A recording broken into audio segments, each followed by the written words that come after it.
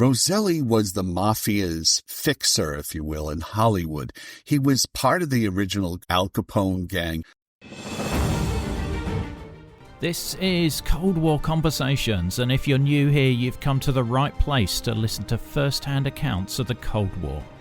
Do make sure you follow us in your podcast app so you don't miss out on future episodes. Thomas Maier, an investigative journalist, is our guide to the shadowy world of organised crime and espionage, where he shares insights from his extensive research and writing, including his latest book and drama documentary, Mafia Spies, which explores the unlikely alliance between the CIA and the Mafia in their attempts to assassinate Fidel Castro, the leader of Cuba. We delve into the lives of two central characters in Mafia Spies, Sam Giancana and Johnny Roselli. Giancana, the head of the Chicago mob in the early 1960s, and Roselli, the Mafia's fixer in Hollywood, had a complex relationship that intertwined with the glamorous world of celebrities and the dark underworld of organised crime. We explore the intriguing character of Judy Campbell, who was introduced to Frank Sinatra and eventually John F. Kennedy, becoming a key player in this intricate web of relationships. The Paramount Showtime series based on Mafia Spies is released on July the 16th. I'm delighted to welcome Thomas Maier to our Cold War conversation. I have spent my entire writing career as an investigative reporter. I've written a number of mafia stories. My day job is an investigative reporter, supplemented by my nighttime job and weekend job as a book author. Mafia Spies is both a book and now going to be a Paramount Showtime series. That is my 7th book. And that kind of grows out of some of the other books that I've done. So I was aware of this character, Sam Giancana, who was the head of the Mafia in the early 60s in Chicago. And the Chicago mob was the most powerful mafia. In New York, there's 5 different families. So a lot of the power and money is divided up among those 5 families. But in Chicago, it's just one big organization that goes all the way back to Al Capone. And Giancana was the head of that organization in 1960, when really the mafia was at its height and most powerful in the United States. So I was aware of that, and yet it didn't really all come together for me until I was aware of Giancana's friendship and involvement with another gangster by the name of Johnny Roselli. Roselli was the Mafia's fixer, if you will, in Hollywood. He was part of the original Al Capone gang. He was very young, and he was sent out because he had tuberculosis. He was sent out to Hollywood to essentially be the fixer, working with Hollywood studio heads, also dealing with the unions out there. And so Roselli was kind of a very different man than Sam Giancana. Roselli was known as Handsome Johnny. He was a man who dated a lot of actresses out there, Lana Turner, Donna Reed. That was particularly one that caught my eye. Donna Reed from It's a Wonderful Life. And yet all of these women seemed to be attracted to this bad boy Casanova that Johnny Roselli was. And there's one particular woman that Johnny gets involved with who becomes a major part of this story. Her name is Judy Campbell. And he introduces Judy Campbell to Frank Sinatra, particularly in Las Vegas, where Roselli migrates his activities from Hollywood into the Las Vegas area. And also she meets Giancana and eventually a young senator named John F. Kennedy. The two men of Giancana and Roselli, Giancana kind of being almost like the Tony Soprano suburban mobster, and they think he's going to keep a low profile. He's not going to attract the attention of the authorities like Al Capone disastrously did. Capone loved being in the newspapers. They told Giancana, keep a very low profile, But something happened in his life. He was a married man with 3 teenage daughters, and he loved his wife. He had girlfriends on the side, but he loved his wife. His wife, though, went down on a trip with the daughters to Florida, and the oldest one, Antoinette Giancana, who happens to be now at age 88 in our documentary, and is actually arguably the best interview of the whole show. But she was quite a character as a young person. So Giancana's wife was screaming at her, and when she did, she dropped dead of a heart attack. And so Sam suddenly finds himself as a widower with 3 teenage daughters, and his beloved wife has died, and he's kind of unmoored, if you will. His personal life, he winds up going out to Las Vegas, increasingly hanging out with his old friend Johnny Roselli, ostensibly looking at the things that are the mob interest in Las Vegas, but particularly their outlaw friendship, if you will, really solidifies there. And Giancana gets more and more involved with celebrities, Frank Sinatra, as I mentioned, but also a woman named Phyllis McGuire. So for me, the idea of doing kind of a buddy friendship, a buddy movie here, as they call it in Hollywood, but more of this outlaw friendship of these 2 very diverse men as the window into this extraordinary time in which they are ultimately recruited by the CIA to get rid of Castro. And just what I knew coming into it was just so appealing that I thought it, particularly with this structure of the two men as the window, would be a fascinating look at a very complicated subject. And I love the way that you have filmed the documentary, because you've used those 60s split screen styles, and it's got a very 60s feel about it, which I think really, really works well. Yeah, that's deliberately so by the showrunners. The executive producers, a guy named Danny Strong, who has done a number of different top caliber television productions, and the showrunners, Tom Donahue and Ilan Arboleda, they definitely wanted to get that 60s retro feel. And so the music is part of that. Also, the relationship of Giancana and Roselli, particularly Giancana, to Frank Sinatra.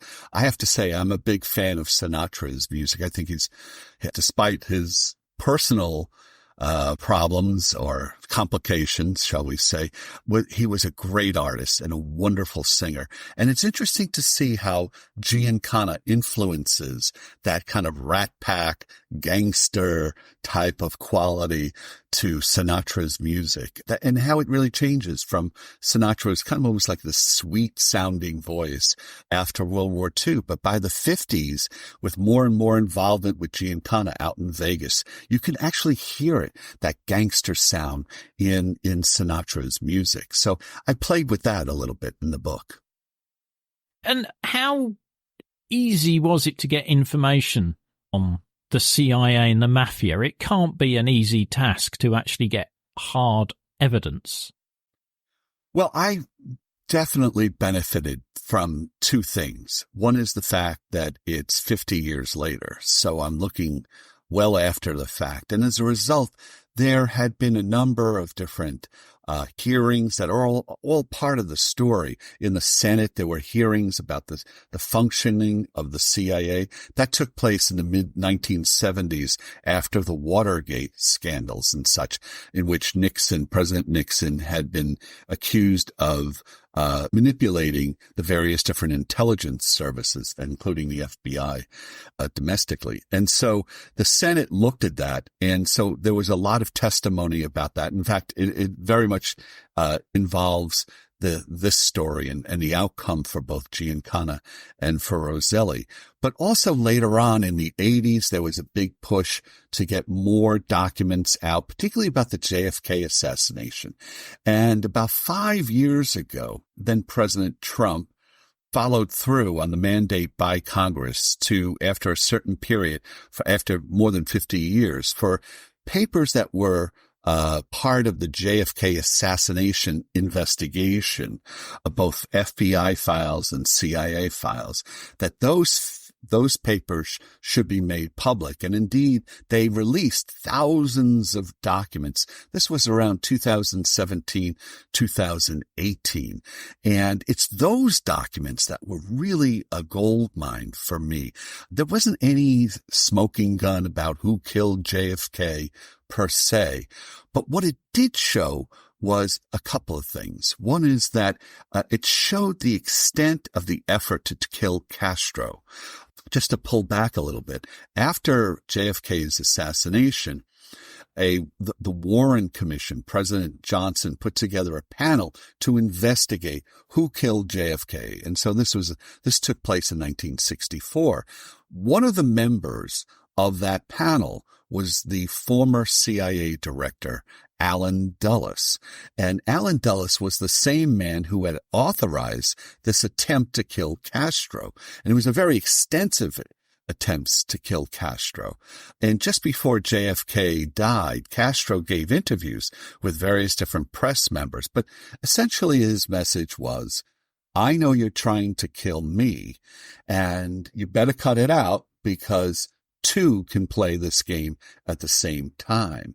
And so despite the fact that Castro said these type of things, the Warren Commission never really thoroughly looked at the possibility that somehow Castro and or the Soviets, the Russians, might be somehow involved, if not directly with Lee Harvey Oswald, the assassin of JFK, but perhaps if there was a plot, did it possibly involve some influence by Castro? Was it at all related to Castro? When you investigate a murder, if you look at the basic textbooks, it usually says you have to solve a murder within 72 hours. Otherwise, it's going to be much more complicated. And they did have the suspect. They had Lee Harvey Oswald. And of course, he was killed by Ruby, but within 72 hours.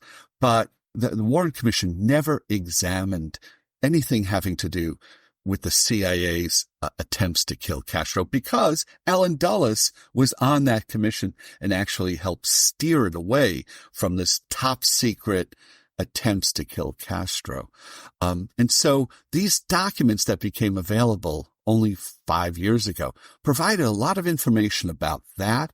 It provided a lot of information about the undeclared war that took place in the early 60s in Florida, in which the CIA had all these various different facilities. They had front companies with names like Zenith Enterprises. They were phony names. They were front companies for what the actual CIA operation that was going on. And that involved literally hundreds of people down in southern Florida, in which the CIA was training Cuban exiles who had fled from Castro's takeover of Cuba, and they were down in Florida, and they were determined to take back their homeland.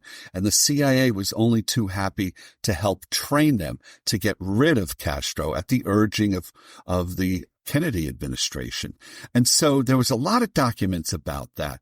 The other thing that I realized is that as you look at these documents, there was some conversation about, well, we've tried all these attempts to kill Castro.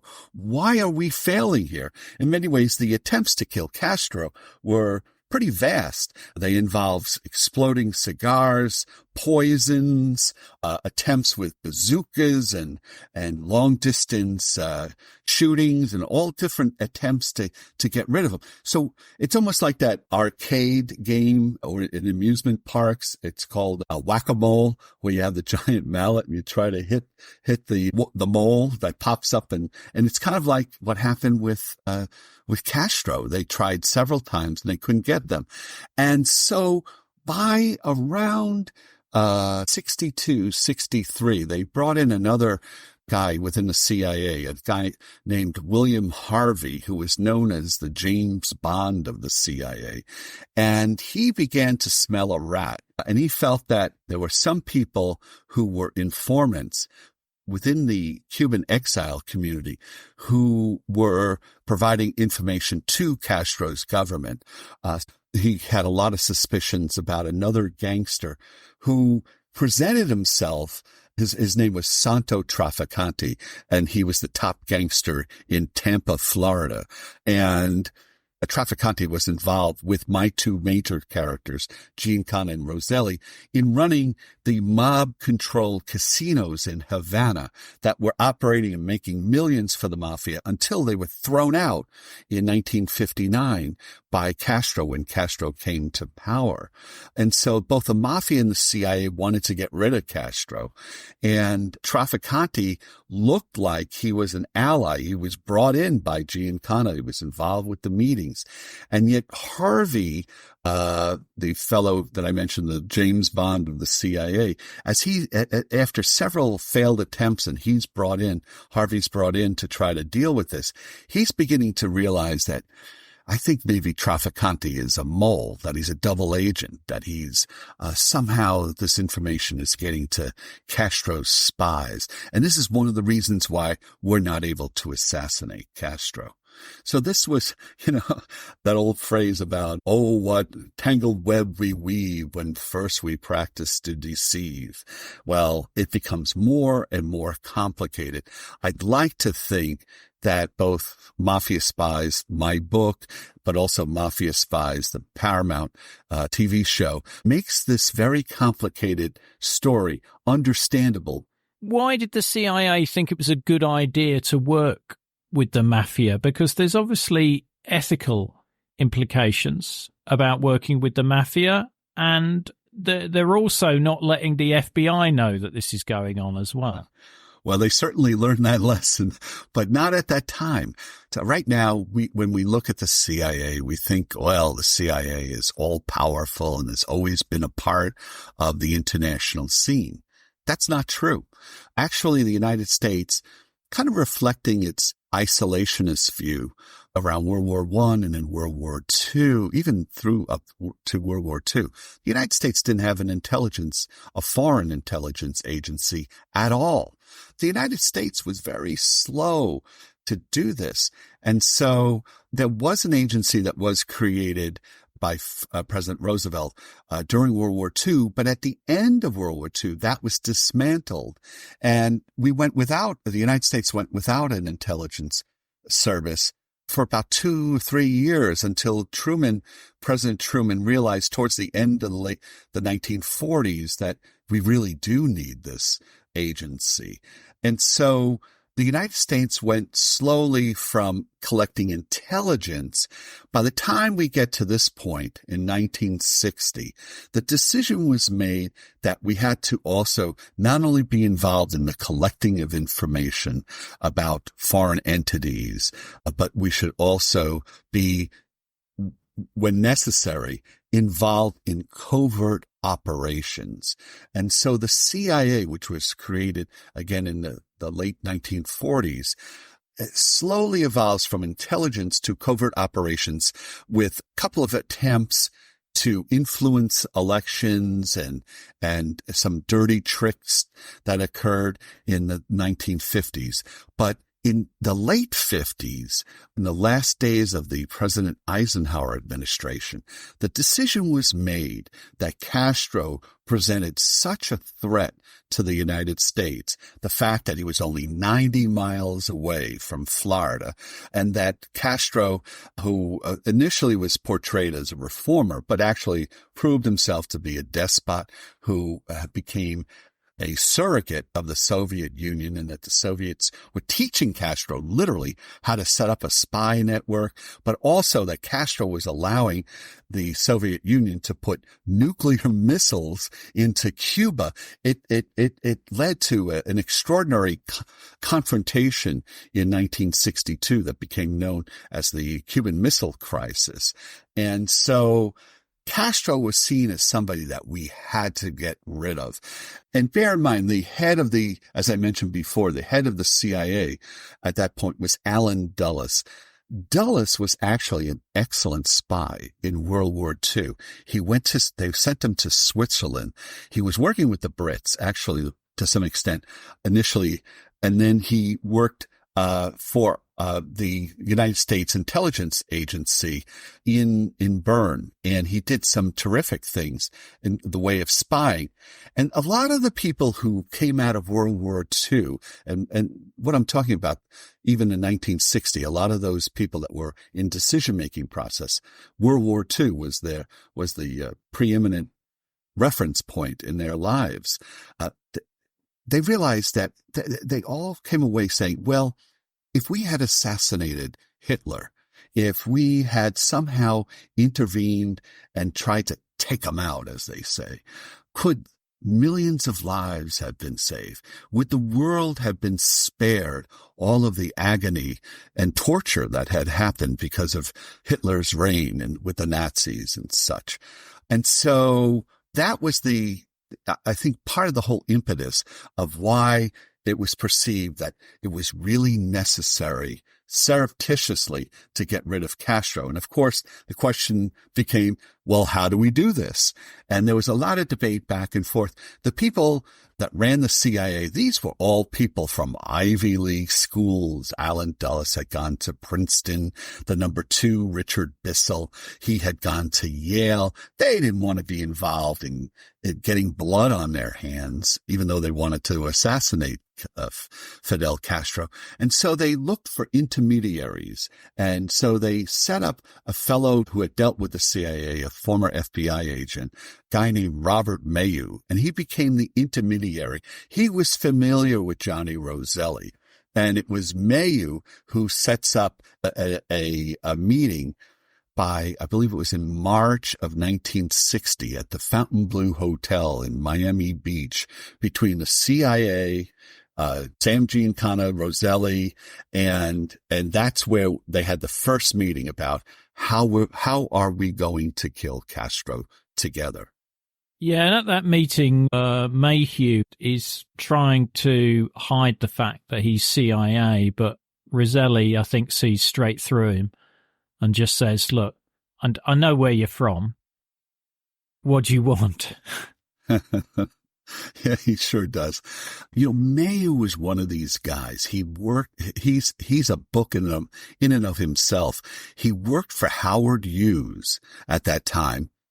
As I mentioned, Mayhew had been a former FBI agent, had a lot of friends with CIA, and he would also entertain. He had his own business in Washington, and so he would have outdoor barbecues where he would invite politicians and CIA people, and it's it's an outdoor barbecue in his backyard, big affair. And Johnny Roselli had done a favor for Mayhew. There was a lawyer in Washington who got a place for Howard Hughes in Las Vegas at the last minute. The lawyer said to Mayhew, he said, I know a guy who could do this for you, who could get a room for you for Howard Hughes, a suite or whatever it was, a guy named Johnny Roselli. And that's the first. So Johnny Roselli does a favor for Mayhew, and Mayhew realizes, oh my God, this Roselli guy, he runs Las Vegas. Everybody knows Johnny Roselli, all the power. He makes things move. He's like the hidden hand in Las Vegas. And so and so Johnny Roselli calls Mayhew one weekend, the weekend that he's having this barbecue, in his backyard, and says, I'm in town. And Mayhew says, well, why didn't you come over to the barbecue? And so at this barbecue, Mayhew also has some of his CIA pals who are trying to see whether or not they've decided they're looking for somebody like Johnny Roselli, and to some extent they kind of feel him out there. It's not a formal type of a meeting. The actual formal meeting is at the Fontainebleau Hotel later on, but they get a sense of Johnny, and they all come away saying he's a guy who'll keep his mouth shut. He's the guy who has enough power in the mob to get this thing done. And so there's kind of an audition at Mayhew's backyard that kind of sets the ball rolling here. And, what they're looking for here is plausible deniability as well, in case it goes wrong. How much does JFK and Robert Kennedy know about this plot? Do they know that the mafia is involved? I think you have to say yes. I think there is no clear-cut document. However, there is testimony by William Harvey, for instance, of the CIA, and there's another person that he worked with in the CIA who later testified, saying that they absolutely did know. And the onus, the urging by the Kennedys to get rid of Castro, particularly after the Bay of Pigs. The Bay of Pigs was this fiasco for the United States government, in which we essentially helped train the Cuban exiles to attack and overthrow the Castro government.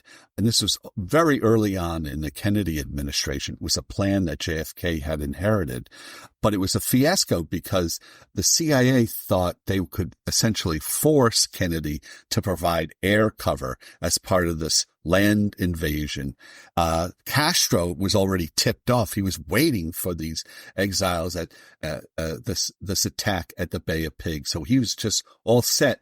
And Kennedy said he was not going to put air cover.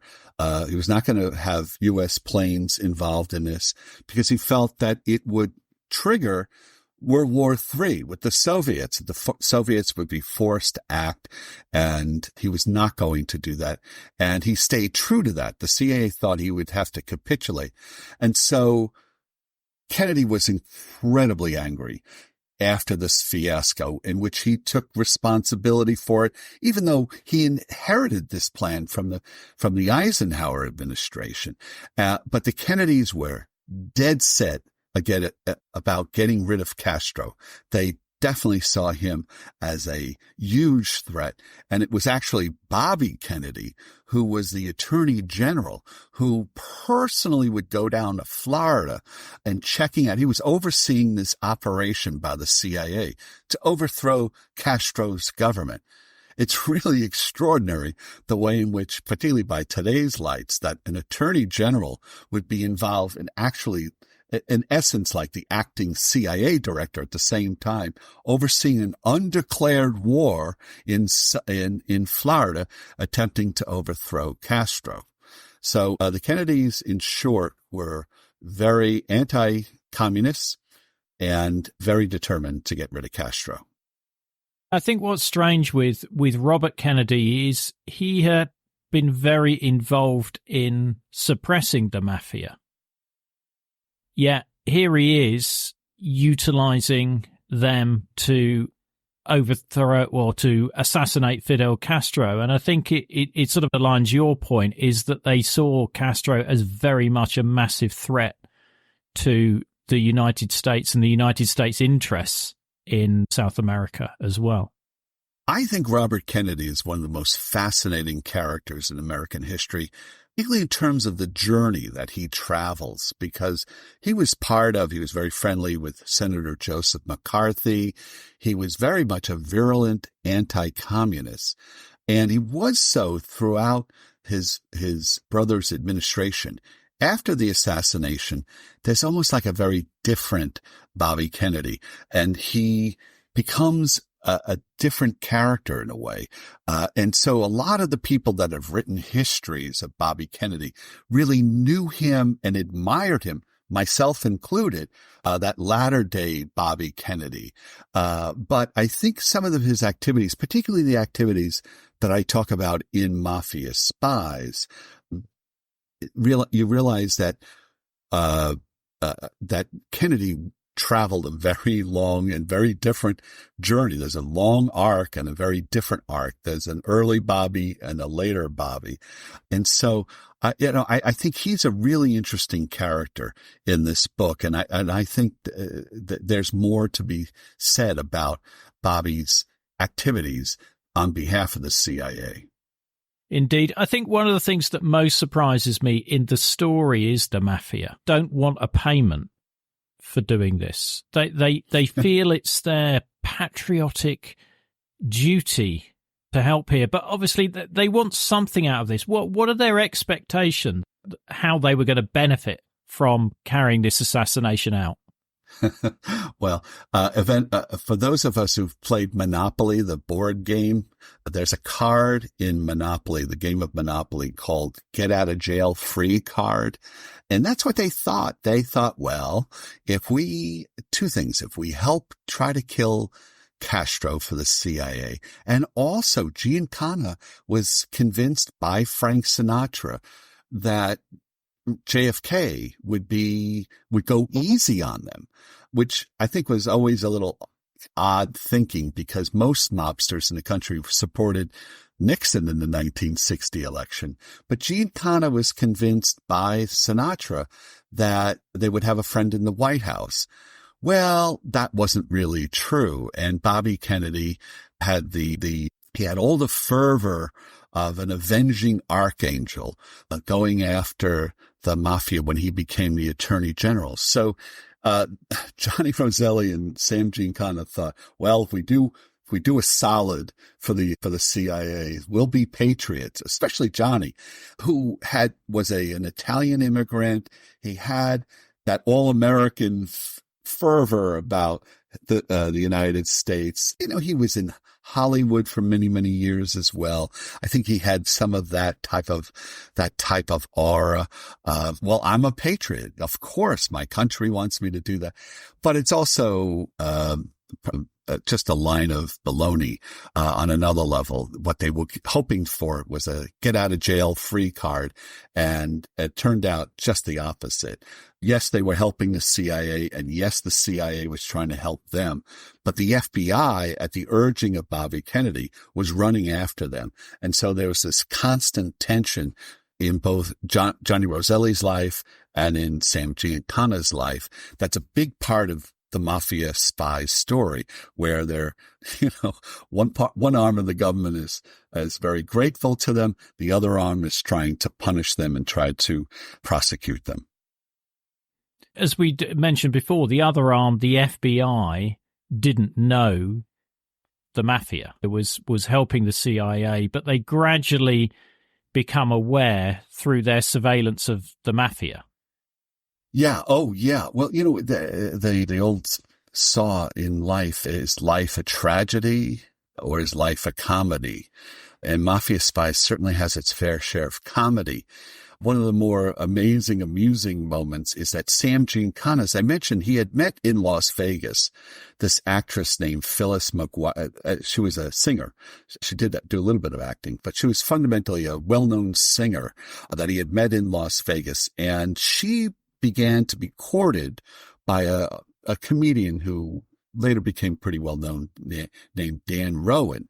And Giancana was down in Florida working with the CIA, planning to kill Castro, when he hears that Phyllis McGuire is somehow being courted by this other guy, and he becomes intensely jealous. And so the CIA, he wants to run back and kill this guy in Las Vegas. And the CIA says, no. Johnny Roselli comes in, kind of tries to pat down Sam's ruffled feathers and say, no, don't, just hang tight. What we'll do is we'll send a private eye to check out this guy. And so they do. And so the private eye bugs the telephone of Dan Rowan, the comedian that in Las Vegas, the one who was suspected of trying to court Phyllis McGuire. And a house detective in the hotel catches this detective trying to tap the phones, and they call the cops, they call the local sheriff, who indeed then calls the FBI. The FBI checks this out. Who is these guys? And then they say who they're working for. And it all comes back to Robert Maier, and it comes back to Roselli and Giancana eventually. And as things unravel, eventually the head of the FBI, J. Edgar Hoover, they learn that Giancana is involved in some type of attempts to kill Castro, that they hear, but they also find out at the same time that there's this affair that's going on with this woman, Judy Campbell, who had been introduced by Johnny Roselli to Frank Sinatra, who in turn introduces Judy Campbell to JFK, and that JFK and Campbell are having an affair that started in March of 1960 while Kennedy was running for president, and it carried on for about 2 years, even while Kennedy was president in the White House. There's a log of the phone calls that Judy Campbell made to the White House and such. So all of this is learned by J. Edgar Hoover. Now, Hoover, we have to realize, it was quite a character himself who kept a file on every politician in Washington. So he thought he might not make it. He thought he might be fired when the Kennedys came in, but they convinced the Kennedys to reappoint Hoover. But now Hoover had something on the Kennedys. They found out that JFK was having this affair with this woman, Judy Campbell, who was also involved with Sam Giancana, the head of the Mafia in Chicago. And arguably the most powerful mobster in America. So this was something that led to a meeting, first with Bobby Kennedy and then with JFK, with Hoover. And subsequently, almost immediately, JFK broke off the affair with Campbell. In both Mafia Spies, my book, and the Paramount series, we do develop much more about the Judy Campbell character in this plot. When this all came to light in the 1970s, it was almost portrayed as like a floozy or whatever. She was really dismissed in many ways. But I think what we try to do, I try to certainly do in my book, is look at her as a young woman from a pretty substantial family in Southern California who just likes the Hollywood life. She meets Roselli, and he introduces her to the most well-known entertainer in the country, Frank Sinatra, arguably, the most powerful mobster in the country, Sam Giancana, and ultimately to the President of the United States. So there's an intoxicating brew of excitement for a young woman who is kind of brought into these waters that are much deeper and swifter moving than I'm sure she ever imagined. And so there's more about her relationship. She becomes almost suicidal after the assassination of JFK. And so I think I put more dimension to her story as part of Mafia Spies in a way that hasn't existed previous to this. Yeah, I think one of the things I appreciated is you do give a lot of richness to the female characters in this story. So often they can be portrayed as pretty one-dimensional, but you get good insight into their possible motives and also what was sadly exploitation of women during the 1960s by men. So when does the CIA decide to call it a day with these plots to try and kill Castro? There is a huge dividing line that occurs with the JFK assassination. There was a big effort, even after the Cuban Missile Crisis, to try to overthrow Castro. Bobby Kennedy was hell-bent on it.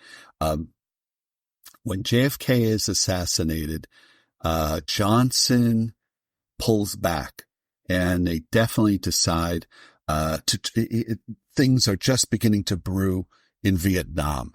And so Johnson really turns his attention to Vietnam and away from Cuba, which really was the main obsession of the Kennedy administration. And so he definitely pulls that. There was also an antagonism between Johnson and Bobby Kennedy that's been well documented, and such. And Bobby Kennedy left the administration. He ran for senator in New York by 1964. He's elected in New York. So very rapidly, within a matter of a few months, things dramatically change. And so the feeling is that let's see what happens with Castro, and maybe there will be a natural, if you will, overturning of his government rather than one induced by assassination. But it never happens. And actually Castro, largely because of what I said, he had a remarkable espionage network that was set up not only in Cuba with the help of the Russians, but also setting up a network of informants around the Caribbean, including in southern Florida. And so it really helped him avoid any other further attempts at assassination. And he wound up dying as an old man only a few years ago. It's a remarkable story there. And how do Giancana and Roselli fare in the aftermath? They not well. The hoped for get out of jail card really never emerges for either one of them. Rather than hoping that the Kennedy administration would go easy, they don't. They're under constant surveillance, constant attempts to prosecute them because of Giancana's disastrous embrace of celebrity with his love affair with Phyllis McGuire and his pal, his friendship with Sinatra. He gets all this attention, and the elders back in Chicago, they hate that. That's exactly what they told him not to do. They wanted him to mow his grass on his front lawn as a married man with 3 teenage kids. And instead he becomes a playboy out in Las Vegas, and he attracts a lot of attention by the FBI, urged on by the Kennedy administration. So in Giancana's case, he winds up going down to Mexico, and for the next 10 years or so, he's involved in his own affairs. They're trying to set up various different casino-like operations around Latin America and such, and even in the Middle East. Johnny Roselli, he goes his own way in Las Vegas. He kind of loses power in Las Vegas partly because of what has happened. But he at first engineers a sale of many of the casinos in Las Vegas, a sale away from the mafia-owned ownership, and he helps broker the sale of these casinos to Howard Hughes with the help of his CIA cutout buddy, Robert Maier. And so Howard Hughes becomes the owner of the Sands Hotel. The Sands Hotel is kind of like the headquarters for Frank Sinatra, what he's entertaining there. And there's an old gripe between Howard Hughes and Sinatra that, again, is cherchez la femme here. Look at Howard Hughes had dated and apparently had a lot of regard for an actress, Ava Gardner, who was a tremendously attractive woman, very accomplished actress, but she also winds up having an affair with Frank Sinatra. And actually, one of the first jobs that Maier had for Howard Hughes was to spy on Sinatra and Ava Gardner together. But that's in the early 50s. Cut to 15 years later, in the late 60s, now Howard Hughes has bought these casinos, and one of them is the headquarters for Sinatra when he's in town. And now that it's no longer owned by the mob, but by Howard Hughes, Hughes throws out Sinatra out of the Sands Hotel. And there's quite a fight that happens that I mention in my book. So that happens with Johnny. He gets involved with a card game that the feds get wind of. It's a high stakes card game, a gin rummy type of game at the Friars Club with all these celebrities in Beverly Hills, in the Hollywood community there. And they get wind of that. And he winds up being prosecuted there. But also the feds find out about Johnny's real name. Johnny had spent his entire life with an alias, Johnny Roselli, name that he concocted from an Italian. He didn't use John Doe or Jack Smith as an alias. He used the name of a painter of the Vatican that he happened to like. I think it was like 15th century painter, Cosimo Roselli. And actually his real name was Filippo Sacco. When he came to America as an illegal immigrant from Italy, he and his mother and his siblings, his real name was Filippo Sacco. He had changed it to Roselli and spent his entire life in Hollywood known as Johnny Roselli. And the feds, by constant surveillance, found out his real name. And so Johnny there's a scene in my book, scene in the TV show as well, where Johnny is walking on Rodeo Drive in Beverly Hills when two agents come up to him and they have a picture of him, young Filippo Sacco, and they say, Filippo Sacco. They just go past him, and just to unnerve him, which is really pretty amazing that the FBI is doing this type of thing. But eventually they move to deport Johnny, and Johnny is now panicking because he gets prosecuted involved with the card game. They're moving to deport him. And so Johnny says, okay, by this point, it's the early 1970s, and the Senate is looking at the operations of the CIA. And basically Johnny says through his attorney that he's willing to talk about not only the CIA operation with Castro, which is what they really want, but he also dangles this idea that he knows something about who killed JFK.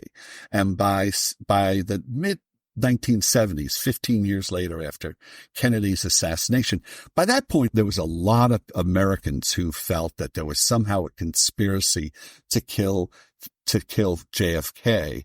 And so the idea that Johnny may have known something, that he was so close to all these Cuban exiles who were involved, some of whom were involved with Lee Harvey Oswald, as it turns out. Roselli dangles the idea that he's willing to talk about that as well. And before he can testify, Johnny winds up murdered, cut up, and thrown into a 55-gallon barrel and tossed into the bay within a short distance of the Fontainebleau Hotel in Miami Beach, the place where the plot to kill Castro really takes root. The same thing happens with Sam Giancana. Giancana is called to testify before the Senate panel as well. In fact, investigators from the Senate fly out to Chicago to kind of prepare him for the testimony, see find out what he's got to say informally before he formally testifies. That same night, Giancana has one of his daughters and some friends over for dinner. They go home after around 10, 11 o'clock at night. And Sam decides to make himself a little snack in his man cave. He had like this little office, this little apartment beneath his house in the suburbs of Chicago. And somehow somebody with a silencer manages to come into his apartment there and fires 5-6 shots into Giancana, murdering him, and the most of the shots are circled around his mouth, so which is a mob way of saying to anybody else who's thinking of talking that this is what happens to people who wind up talking.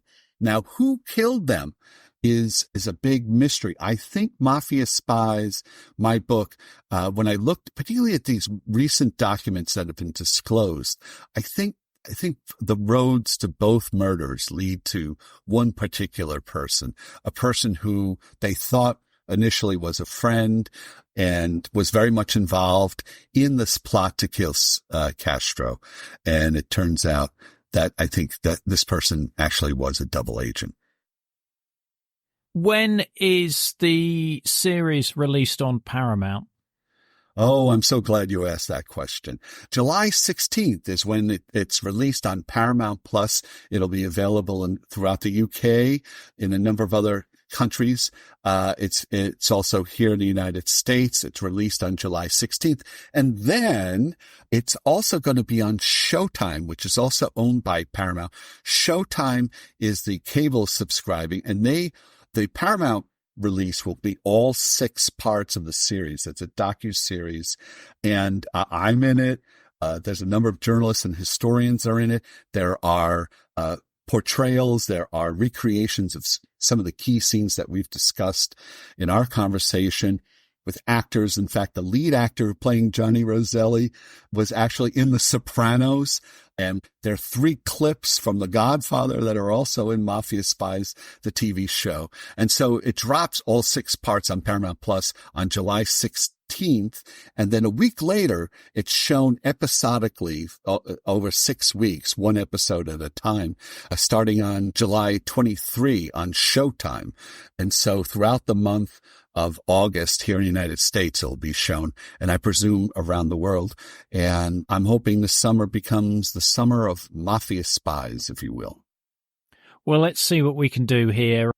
Thomas very kindly gave me some preview links, so I've seen it. It is great fun, and definitely agree that Sam Giancana's daughter is brilliant with sharing her account of what was going on. Yeah, it was hilarious. She's really great in it. She's 88 years old, and she talks about how she had the hots for Johnny Roselli, and she has all these different real emotional responses to all the different scenes that involved her father. Don't miss the episode extras such as videos, photos, and other content. Just look for the link in the podcast information. The podcast wouldn't exist without the generous support of our financial supporters, and I'd like to thank one and all of them for keeping the podcast on the road. The Cold War conversation continues in our Facebook discussion group. Just search for Cold War Conversations in Facebook. Thanks very much for listening, and see you next week.